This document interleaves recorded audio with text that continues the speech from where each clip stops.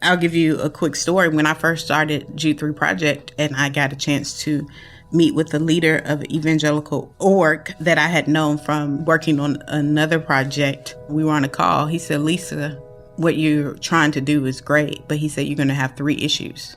He said your biggest hurdles and your biggest problems to fundraising or raising money is you're Black, you're a woman, and you're young.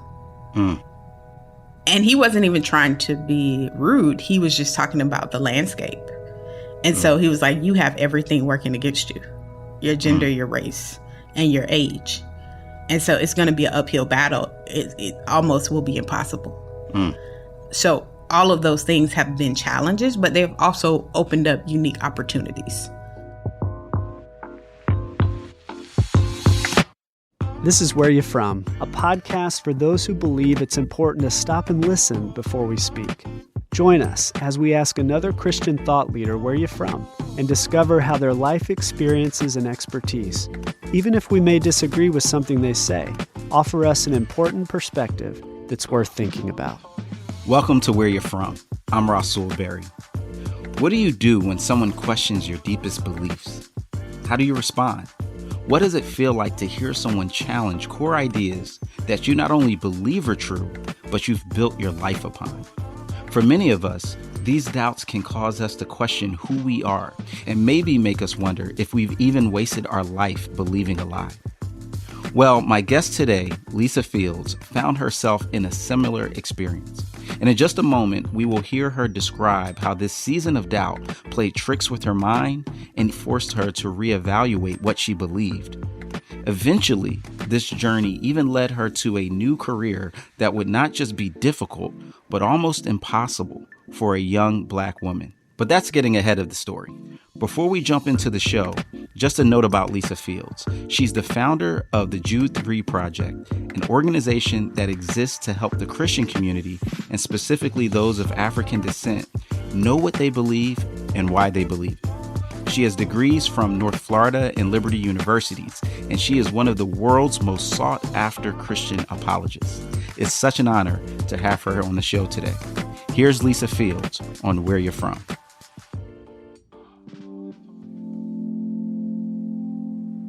I'm a PK, pastor's kid. So been in the church all my life. It's funny because when I wanted to go to college, I was like, I know what I'm going to do when I graduate. I'm going to be a stockbroker, move to New York City, and then I'm going to join a mega church so I can leave church right after it's over, because I never got to do that growing up. That's funny, the aspirations. You had it all planned out. Like, yo, I'm going to just be able to leave right after. That was the goal. Yeah, that was the goal. What's it like? Tell us a little bit, because you said that was off the gate PK. You know, what is it like being a pastor's kid? It's not like bad, Right. but it's just like church, I think, is all consuming. So it's members coming to the house. So you never, it's like church and home kind of merged together in a sense. I felt like it was normal childhood outside of that portion of it. Gotcha. Now, oftentimes that dynamic of a PK, like you it's not just people coming over, it's you get to see the man of God, right? The first lady, when they get out of the public eye into private. Tell us a little bit about your relationship with your parents. It's pretty good. They're pretty much the same people at church as they are home, which is good. Yeah, I think that helps my my relationship with Christ not to be crazy. And so there's no resentment there. They're very committed to the local church. And I very much aspire to have the level of care that they have for people. Like an example of that, recently, I called my mom and she was crying, and there was a member in the church whose son had died. Wow. And she was crying as if it was like one of my brothers. And so that level of care, it inspires me, and it gives me like something to aim towards. Because I mean, a lot of people are great orators, but there's a difference between someone who's able to speak and preach and then someone who's able to care for their flock. Got it.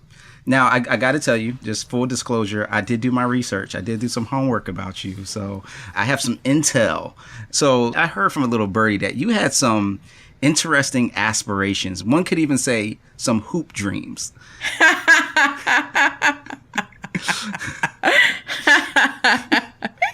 Could you tell us a little bit about that? Yeah, so when I was younger, I was obsessed with basketball. Okay. And my parents bought me like a Fisher-Price basketball goal. Okay. And I used to play on it like all the time in the front yard. Uh-huh. And I thought I was so amazing. Back then, there was no WNBA. But I was like, if somebody sees me, they're going to put me in the NBA.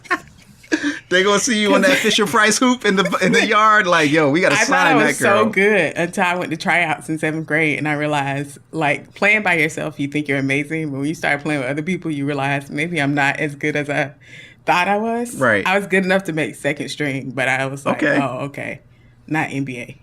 That is classic. And just to give the people a picture, right? So how tall are you? I'm 5'1", 5'2", depending on what day it is. There it is. But you were like, yo, I'm going to make the league anyway. But I think that does say a lot about the hope and the belief that you have in yourself. That says a lot. I think that's pretty cool. Okay, so you're in church, high school. Was it comfortable being in high school? And was that a challenge for you to have that kind of image or reputation at a time? I was more so always been an introvert and quiet. Okay. And I would make friends in classes and invite them to church. So it didn't bother me because I've always been, like I said, introverted. If I wasn't the most popular, as long as I had a group of people that I could talk to, I was okay. Got it. Tell us about that transition from high school to college. You know, what was that like? Where'd you go? And what was your college experience like? So I stayed in Jacksonville for college to go to University of North Florida. I stayed on campus so I could pretend like I was getting a college experience. It was like 30 minutes from my house, so I could still have a college experience and do laundry on the weekends. And so in college, I felt like I went deeper in my faith, like critically thinking about why I believe what I believe and not just accepting it because it was the faith that I was taught. And that came actually from Christian hip hop, listening to Flame CD Rewind. Yes. And in Rewind, he started using terms that I had never heard before. Exegesis. Yeah, that was intriguing to me. And so I was like, well, I'm going to take a New Testament course, thinking it would be like Sunday school. And so I was like, this will be an easy A. I'll get to learn some new terms. And so my professor said the first day of class, I'm going to change everything you thought you knew about Jesus. I realized it wasn't going to be Sunday school. And I really struggled during that time with my faith, and I didn't know what to believe because I was like, I've never thought like about where the Bible came from. I think the most I thought critically about my faith was like when I was like 5 and I was in church and they took up offering and they were like, we're going to give an offering to God, and I was wondering how they were going to get him the money. That's probably the most critical thing. Right, like, yo, are they going to Venmo him? Like, how does this work? I was like, is it going to be a sacrifice? Because I remember hearing stories about sacrifices in Sunday school. So I was like, is that going to be like a sacrifice with fire in the back where he comes and gets the money? Like, yeah. Okay, so do you remember like the toughest day? Like, was the toughest day that first day or another moment where you heard something or read something that really kind of shook you? I can't pinpoint a toughest day, but it was just kind of rethinking everything I believed. And you start thinking about it and start playing tricks on your mind. And then it sits with you. Right. And then because faith is at the core of who I am and it was what I had grown up with, if I take that away, who am I? Right. And so it's the core of your identity. Like, that's how your identity is formed and shaped. You're made in the image of God. Your purpose comes from God. And, you know, all of that. And so if you strip that away, then your identity at the core is shaken. And so that for me was the biggest thing. Who am I? What do I believe? Has all this stuff been a lie? Have I devoted my life to certain disciplines for no reason? You know, you start just rethinking all of those things. Right. And that was really a struggle. So when you started to struggle with those things, did you talk to your parents about that, or were you too, like, maybe intimidated to have that convo? Yeah, I talked to them about it. And that's when my dad introduced me to apologetics. Okay. And that's kind of where my inroads to apologetics started. Wow. I didn't even know what apologetics was when I got to school. Okay. And I was still bent on being a stockbroker. As I was exploring it, it was like really, I was just exploring it because I wanted to find something to help me stay in the faith or be able to trust the scriptures. Right. And as I dived deeper into it, it helped me navigate and help me push back on my professors. It gave me the tools I needed, and it gave me other resources. Because when you hear like somebody saying, well, scholars think, you think, okay, all scholars think. Right. But then when you hear about people like Daniel Wallace, Yes. then you get a different perspective. There's a whole group of scholars that say something differently. And so it kind of helped me to see like there's a wide range of thought on these ideas. But there was also a defining moment for me. I was in my room and I was just struggling. And I was like, God, I don't know what to believe. And I was crying, and I played Bible lottery. You know, Bible lottery is when you open the Bible and hoping to land on something good. Sometimes it works, sometimes it doesn't. Sometimes it lands on Zephaniah, and you're like, oh, this really has nothing to do with my situation. But this time, it landed on the passage where Jesus looked at Peter and said, will you also go? And Peter said, how can I go? You have the words of eternal life. And that hit me like a ton of bricks, because it was at that moment that I made a decision, like, where can I go? This is what has been my foundation. This has kept me. And I don't have all the answers, but I'm going to commit my life to finding them and helping others find them. Wow. Okay, so you have this renewed awakening. How does that shape the rest of your collegiate experience? So I feel like a faith that can't be tested can't be trusted. Ooh, and so nice. I continue to test it and put it under scrutiny, because I believe that if it was truth, it will always be found to be true. I got in a lot of back and forth with professors. Really? Yeah, because I think from once I had that experience and I started to get more in my faith, I had a level of confidence that I always tell young people when they're in college, and never let your professors intimidate you. Just because they have a PhD doesn't mean they know more than you about your faith. Wow. And I think that confidence came just from me spending time in the Word of God, spending time studying that, okay, you can say what you want, but there's also counter evidence to this narrative, and you're not going to sit here and let us think that your perspective is the only perspective. And I'm sure they love that, to hear that from their student challenging them. No, not really. Not so much. Do you remember a particular exchange that kind of got interesting? Yeah. So me and my professor were going back and forth, and then he just goes from reason to emotion, and he says, why did God let my daughter be born with Down syndrome? Whoa. At that moment, that really also taught me something about why people have their doubts fortified. Is because God allowed something that is very difficult for them to process. And so at the core of his reasoning, he was upset with God for his daughter's condition. That's a moment right there. Like, you having a discussion, a debate, and then all of a sudden he takes it there, like all the emotion. Man, and like you said, sometimes the issue that we're talking about is not the actual issue that is happening. Now, and I got to ask you this too. Were there temptations? Were you struggling with just the other aspects of campus life? Or was it just like this sense of like, yo, I'm just growing in my faith and that's what I'm about right now? Yeah, I mean, I had a bit of a radical campus college experience. When I was in college, that experience with God radically shifted the trajectory of my life, and I became very zealous and radical. Like, I'm talking about listening to sermons all the time, listening to Christian hip hop all the time. My Saturdays, I would spend from noon till about 3. I would get a group of friends and we would go to the worst neighborhoods in the city. Wow. And knock on doors and share the gospel with people. Okay, yes. And then at night, from 11 p.m. to 2 in the morning, I would go to a club parking lot with my friends and share the gospel with people. Wow. So I had a very radical approach, and I just wanted people to hear the gospel message, and I believed that we had to go where people were. Wow. We couldn't wait for them to come where we were. So you were going to the club on Saturday night. It was a different whole situation. So I would see people that I went to school with. Wow. Yeah. That's amazing. I mean, how did your parents feel about this new zealous Lisa that they were seeing? Well, I think the club idea actually came from my dad. Okay. So my parents came to faith when they were teenagers. Okay. And my dad used to do that when he was around that same age. So I heard stories of him doing that, and that inspired me to do it. It was a fun time. It was a fun season of my life. A lot of zeal, not a lot of wisdom. Okay, let me double click on that. What does that mean? Like, what are some things you did with the zeal that you wish in hindsight with the wisdom you would have done different? I think just being over the top in the message, like feeling like you have to meet a quota of sharing the gospel to a certain number of people. Like, you're not invested in discipleship. You're more investing in just trying to get people to say a prayer. Got it. And you're not thinking about like the long-term relationships with people. So people will respond sometimes, like to the Yeah, message. so it was so funny. One guy was like, man, I can't escape this. My mama been telling me I need to get my life right. I just run into random people, and now I'm at the club, and you trying to pray for me. Wow. He was like, I can't escape this. That was his sign. Okay, I give up, Lord. I'm yours. I wonder sometimes how fruitful that time was.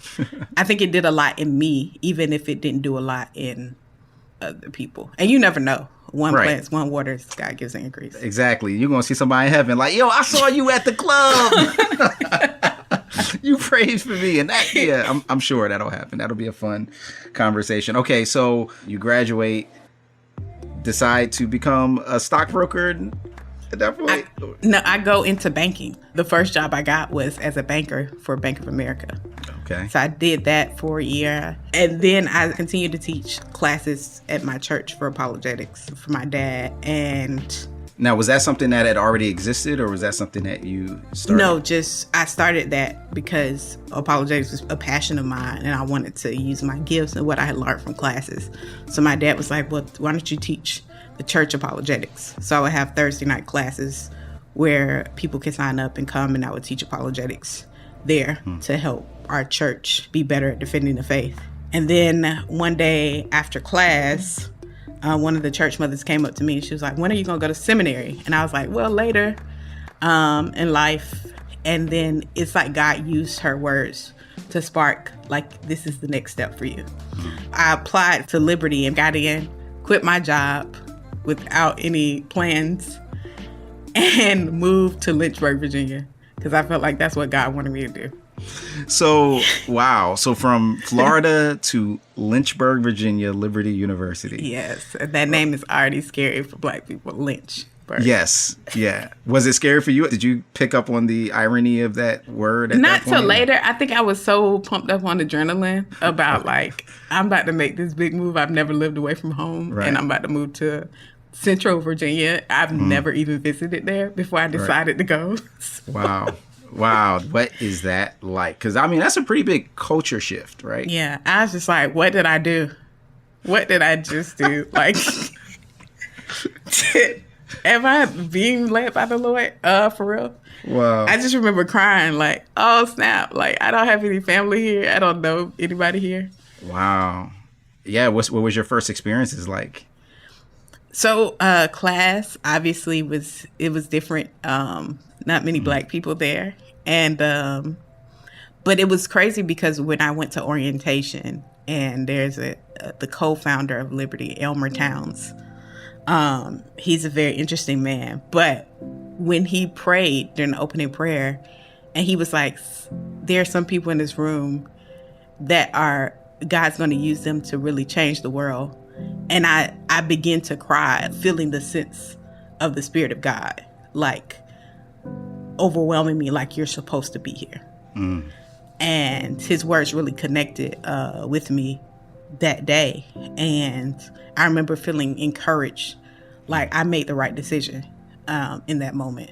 Wow, that's pretty intense. Now, the other thing that's different is that now you're in official classroom settings at a university where they're teaching about religion and religious studies, but it's from a, ostensibly Christian perspective.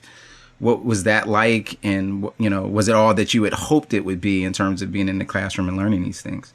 It was still a very challenging thing because seminary, you're constantly putting your faith under scrutiny. It's a different kind of scrutiny than the Bart Ehrman text, but you're still reading counter narratives to what you thought, what you're raised in.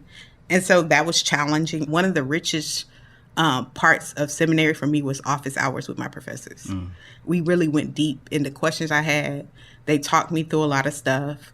I'm still friends with them today. They send me encouraging messages. And so I think that to me was the most beneficial thing about my seminary experience is the after class experience and talking to my professors and really wrestling through the text and points with them and pushing back and then pushing back on me. That's great. Now, what was your experience like socially on campus? So socially, it was very interesting. I always say that the older white men, I would think they would be more ignorant, but they were actually more aware than the students. And so I would get comments from students like, do you know your dad? Like, Wow. Is your hair weave? Like, stuff like that. You know, one girl said she unfollowed me on Instagram because I talked too much about race. And so one guy, he was like, the goal of my ministry, Jude 3, because I was telling him, I hadn't even started Jude 3, but I was just, just sharing with students. And he was like, your ministry concept is racist. Like, you just want to do apologetics to Black people. He was like, if I did apologetics to white people, you would say that's racist. Why I can't say what you're doing is racist. Wow. So, I mean, how did that feel like when you heard those things? I was just like, man, get me out of here. And when we come back, Lisa Fields will share how trips from her Christian bubble in Lynchburg to friends and family in D.C. on the weekends helped her find reprieve from fellow students, and also how those short trips laid the foundation for the organization she would later start. That's coming up on Where You're From. If you're enjoying Where You're From, would you take a moment to write a quick review and give us some stars? Podcast platforms like iTunes and Google promote highly rated shows. So a one-sentence review of what this episode or show means to you and a quick 5-star rating will help these important stories reach more people. Thank you for your help, and keep listening for more of Where You're From. Around this time each year, Christianity Today publishes its annual book awards, and the list for this year is pretty incredible. From history and biography to biblical studies and even children's books, we love spotlighting great reads that challenge our faith and broaden our perspectives. This year, we're excited to gift the winning book from each of our 15 categories to 10 individuals. That means 10 of our CT readers and listeners will receive a bundle of 15 books to kickstart their new year. To explore the list of winning titles and participate in the giveaway, visit morect.com/book awards. Don't forget to spread the word to your friends and family about this amazing giveaway. But hurry, the giveaway ends January 31st. This is Daniel Ryan Day, and I'm a producer for Where You're From. And before we jump back into the rest of our conversation with Lisa Fields, here's a sneak peek at our next conversation with Ambassador Susan Johnson Cook. I get a call at 10 o'clock at night on my police phone. It's like the bat phone, and I have just laid down. I'm emotionally and physically exhausted. And then the police headquarters calls me and says, "Chaplain, we need all of the chaplains to report." There were 26 police officers missing in action. We've identified all of their families, and they're going to all be here at headquarters. So the sooner you get here, the better. And now, back to our episode with Lisa Fields, here on Where You're From. So because my classmates, and they weren't bad people, but I think they would just say ignorant things at times, I spent a lot of time going to D.C. on the weekends. So it was a 3-hour drive. Yes. I have a lot of friends in D.C. D.C. culture is very Black bougie. It fits me to the T. And brunch, I love brunch. And so I would go and meet my friends in D.C. for brunch. And my aunt and uncle lived there right outside of D.C. And I would go stay with them. And they would pay for my gas. Wow. So I could come up for the weekends. So I would spend most weekends in D.C. as a way to escape. So my experience with my professors, I cherish and love. And my relationship with the students, I mean, we were cool, but I mean, some of the comments were a bit unsettling. Yeah. So all right, you have these like reprieves where you are in D.C. And I mean, how do you describe why that was so important for you to travel 3 hours? Like, what were you experiencing in D.C. other than the great cuisine and whatnot that you needed to fill your tank with? Church. I went to Black Baptist Church when I was there. Okay. So it was a balance for me of all these different experiences. And also, in addition to that, just my friends and them, I have friends on the Hill, friends that are attorneys, friends that, are scientists, and sitting at brunch and hearing how their life is and hearing their work experience also helps me filter what I'm learning and how what I'm learning needs to be applicable to them if I want to make my education relevant.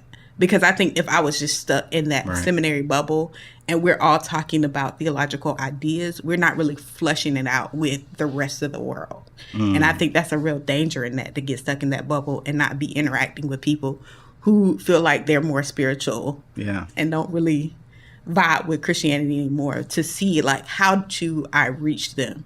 And I think that was, as much as I was learning in class, I think what was equally important was that interaction with people that weren't in that Christian bubble. And that's something of a theme that I see in your life. Obviously your relationship with your parents, which helped shape you, your relationship with your professors, and then, these friendships over brunch. When people think of apologetics, they don't normally think of friendships, as a key part, but you clearly do. What's important about relationships and friendships as it relates to understanding our faith and even being able to share it? Relationship shows you what's going on in people's life and people's world. And it helps you not to have such a narrow view of concepts, I think. Because you're like, okay, this is a great concept in theory. How does this flesh out in a person's everyday life? What is this person experiencing? I have one of my best friends, and he has HIV. And he talked about getting HIV and contracting HIV, and hearing his experience, hearing how he got into the lifestyle he was in. It helps you be able to speak to some of the issues differently and with a level of empathy, because you actually know people in these situations. And you're not making these rigid kind of statements that aren't considerate of other people's experience. I lived in a bubble growing up, a Christian bubble, like in a church bubble. And so being aware of that, I feel like relationships are my key to understanding other people's experiences that were not in that bubble. I feel like if I'm not doing that, I'm not able to effectively minister to everybody else. And I think the greatest discipline that apologists need to have is listening. You can't be a great apologist if you're not a great listener. Like, I once sat down with a guy who was about to leave the faith for 4 hours before he got to his real issue. When we started, it was about God and hell. When it ended, it was about something totally different. And had I not listened to him without countering everything he was saying, I would have never got to that issue. But that took 4 hours of listening to get there. And so I think the greatest discipline is to be a good listener. I know you talked about the idea and the concept of Jude 3 with your, peers. What is Jude 3 Project, and why the name Jude 3? Jude 3 Project is a Christian apologetics organization that helps the Black community know what they believe and why. People always say, why did you choose the Jude 3 Project? And people think it's some super spiritual reason. Really, it's a very pragmatic reason. When I saw contend, I started thinking of a boxing ring. And I was like, it'd be cool if our website had a boxing ring backdrop. And that's why I went with Jude 3. It really had nothing to do with seeking the Lord or anything. It was just... And looking back, a boxing ring was not good because it doesn't need to have this fighting situation. And by the time I had decided against that graphic, I had already named it that. So I was like, well, we're going to go with it anyway. So one of the things that's interesting when you say Jude 3 is, if people are not oftentimes aware, that there's only one chapter in Jude. So this is what Jude 3 says in the New King James Version. Beloved, while I was very diligent to write to you concerning our common salvation, I found it necessary to write to you, exhorting you to contend earnestly for the faith which was once for all delivered to the saints. What is it about that verse that inspires you to do what you do? Contending earnestly for the faith, that's obviously one of my favorite parts. But I think the end of it is that the faith that was delivered to us. Like, this is the message that we know is true. This is a faithful message, and we need to contend for it because it is the truth. We're not contending on falsehood. This is a faith that was been given to us that we can trust, and that we need to help other people understand that they can trust in it as well. That's good. And you know, the other part that I never thought of that this verse reminds me of you is it starts with beloved, which is this term of endearment, right? And and there's this intimacy, there's a relationship there that it models, which is, I think, is something, that emotional intelligence that you talk about, but there's community there. And so it kind of reflects this value of community that you have too. It wasn't just delivered to one person, it's delivered to a group of people. And so that therefore we have a responsibility to share it. Yeah. That's good. Now, when I think of, classic apologists from C.S. Lewis to Josh McDowell, there's something that's a common thread among all of those people, right? Yeah. They're men. And so here you are at the intersection of race as a Black person and gender as a woman. Do you see those two things compound the challenge of what it means to negotiate in different spaces? And what do you think of that term, intersectionality? I'll give you a quick story. When I first started Jude 3 Project and I got a chance to meet with the leader of an evangelical org that I had known from working on another project, we were on a call. He said, Lisa, what you're trying to do is great, but he said, you're going to have 3 issues. He said, your biggest hurdles and your biggest problems to fundraising or raising money is you're Black, you're a woman, and you're young. And he wasn't even trying to be rude. He was just talking about the landscape. And so he was like, you have everything working against you. Your gender, your race, and your age. And so it's going to be an uphill battle. It almost will be impossible. So all of those things have been challenges, but they've also opened up unique opportunities. Okay. Why did you specify, specifically wanting to equip Black Christians? What did you see was missing or that needed to be added to have that particular focus? And what does that look like practically for people who may know about apologetics but don't know about necessarily Black apologetics? Kind of break that down. Yeah, because I just saw there weren't any Black apologists really that were known. There were every now and again you will stumble across someone who did a lecture but not on the main stage. And so I just felt like we needed to see ourselves in that space, because there is a way in which people handle things that affect us that are not helpful. Because classical and traditional apologetics goes a lot to proving the existence of God. Well, when you know the Black context, you realize, hey, most Black people believe that a God exists or higher power exists. Black atheism is growing, but it's still a minority of Black people. And so we have to figure out what Black people are navigating, what are the challenges, what are the religions they're buying into, and meet them there. But for many white apologists, the things that were happening in our community just wasn't on their radar. And so we needed something that would bridge that gap. Got it. And bridge that gap you have. I mean, this thing has a global impact, but that's just how you drew it up, right? That's how God drew it up. Okay. So when you look at the current Black context that you really, focus on, what are some of those core concerns that you're seeing being asked, those questions, both in the, broad human just culture standpoint and particularly maybe in the Christian space? What are some of those issues that you tackle?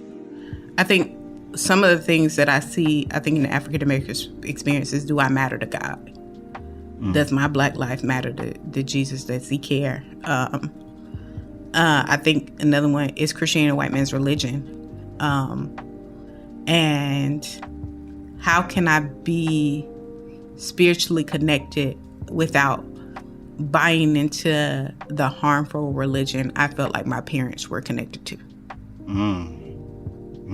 So that's where you see people going into African spirituality because they want something. They want to be connected to God, but not in the ways in which they felt were toxic. And so a lot of people have negative church experiences. They're trying to get away from those, and they're using other means to say, I want to be connected to God, but not that way. Wow. And what have you found helpful in the way you approach it and respond to those issues? I think especially with people wanting to be connected to spirituality but not connected to Christianity, I find that listening to their stories is important to see what traumatic things happen to them in religious experiences. I did a tweet that went viral some time ago that said some parents are praying for their children to come to church, something like that, but they don't realize that they're their biggest obstacle to getting them back into faith because of the ways they lived as they were holy in church but nasty at home. Wow. And so I think in that regard, we have to listen to people who really have experiences where they experience the duplicity of their parents. And they're like, well, if you spend all this time at church and they never transformed you, why go? Got it. And so, like, all right, so let's just double click on that. So let's say that's what somebody sees. They responded to the tweet, say, amen, yes, you're right. How would you encourage that person? What would you say to say, yeah, but still, Jesus is the way? At first, I'll let them process their emotions and get out their frustration. And then we would move to how the person that offended them behavior was inconsistent with the scriptures. Okay. They have to untangle that in their mind. And so it's almost as if you're playing a therapist in a sense to listen and help till they can untangle that. And I think as an apologist, in a sense, we have to almost double up as therapists sometimes when people have those traumas. Now, if you're not a therapist, don't lead people and give them bad information, but listen enough to help them untangle that stuff because all the experiences get tangled up. And trauma doesn't help you see reason clearly. And so when you untangle that for them, then you're able to then speak truth about the distinctions between the human behavior and the biblical responsibility. And then once you help them frame that, then I think it's important to talk about overcorrection, because the tendency for people that have bad experiences to overcorrect. And when you overcorrect, you're still not corrected. And I think that's what many young people, they're trying to overcorrect. They're like, when I saw my parents go this way, it led down destruction. But you don't realize that if you go the opposite way, it's still destruction. Your parents were on the right road, they just missed the turn. But you go the opposite direction and you still don't make the turn. Wow, that's good. Now, you talk about getting to know people and, empathizing with, their struggle or their story. But I mean, are you saying that we should water down what we believe or how we communicate the truth? Because, I mean, at the end of the day, truth is truth. Yeah, and I agree. Truth is truth. And I don't think we should water down our message. I think relationally, though, it is easier for people to receive hard truths from people they are in relationship with versus strangers. And so it doesn't mean that I water down the message. It means that when I share the message, people trust me enough to believe that I'm not trying to do them harm with the message that I'm sharing. And it also sounds like trusting God enough that even though that might take more time, that it's actually a more effective way. Like it's not all on me to just kind of shoot people up with words, but it's also on God to soften their heart and to prepare them to receive it. So correct. Gotcha. That's good. Now, one thing that might be particularly puzzling to some is one of the first questions that you said is raised in the area of Black apologetics is, do I matter? Does my life matter to God? Why would that be a question that someone would have? Yeah, because they haven't seen it historically matter in this country. We were brought over here as slaves. We were stolen from our land. And we were treated as if our life didn't matter for the history of our people in this country. And then when they're seeing people get gunned down in the street that look like them and there's no justice for them, they conclude that because my life doesn't matter to the majority culture, maybe my life doesn't matter to God. Because if it did, he wouldn't allow this to keep happening. Wow, that's heavy. To think that the experience that people are having sociologically in society is impacting how they think theologically. And how do you respond to such a statement? Let me guess, because I already heard, first you're going to let them listen and process the actual experience. I'm starting to get this. And then help them untangle that. And then, all right, help me finish. Help me get the rest of the way there.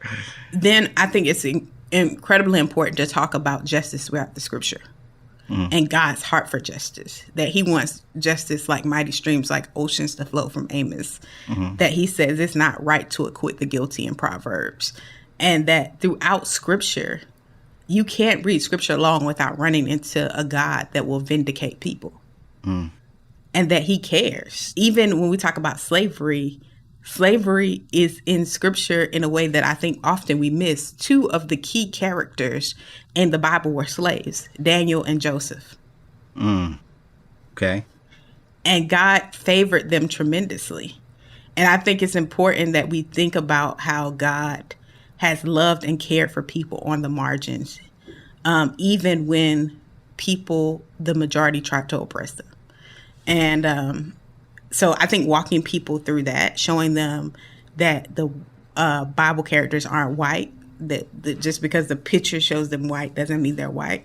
Now, they might not be as dark as us African Americans, but they were people of color.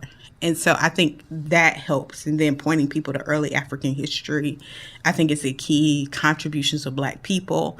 And I think really at the key of all of that is really showing people God's heart for justice throughout scripture. Amazing. I can see why Jude 3 is flourishing so much. Now let me just, kind of land the plane at this. Like, you have swam upstream in many ways your entire life, right? Just going in this field of apologetics where one mentor told you got 3 strikes against you, your age, your gender, and your race. Why have you continued, and what has brought you joy in the midst of doing this work?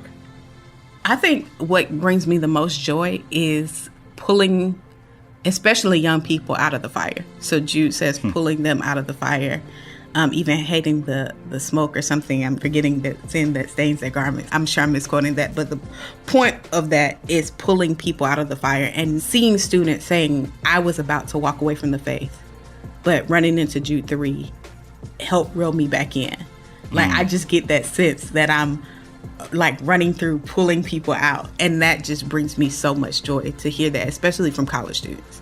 And I think also my back up against the wall and having the odds against me brings me joy. I always think like I'm in like this basketball game. There it is.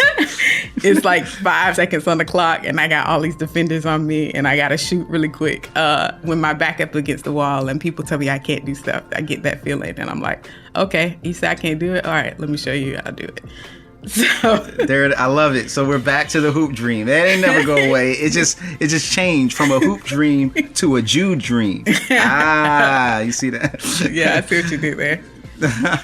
Well, that's so cool and amazing. So I know when you entered into these spaces, you didn't see anybody that looked like you doing it. Is that still the case? And what would you tell someone listening to this? They're listening to your story and they're also, a young woman, maybe a woman of color. Like, what would you tell them as a result of things that you learned about this interest in equipping people and helping to defend their faith? Yeah, thankfully, I see a ton of people that look like me now doing it, encouraged to do it. Like, I saw you doing it, now I know I can do it. That is encouraging to me. I would tell any young woman listening, don't let people tell you you can't. And whatever you do, do it excellently. And they may ignore you first, but over time, you're going to do it so well that they can't ignore you.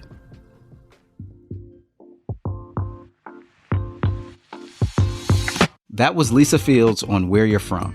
I'm Rasul Berry, and if you'd like more information about Lisa, check out the show notes, which are located in the podcast description. The show notes not only contain the talking points of today's show, but they also include a link to Lisa's organization, the Jude 3 Project, as well as a link to a free download titled Celebrate Hope, a 28-day collection of devotional reflections from the Voices collection of Our Daily Bread Ministries.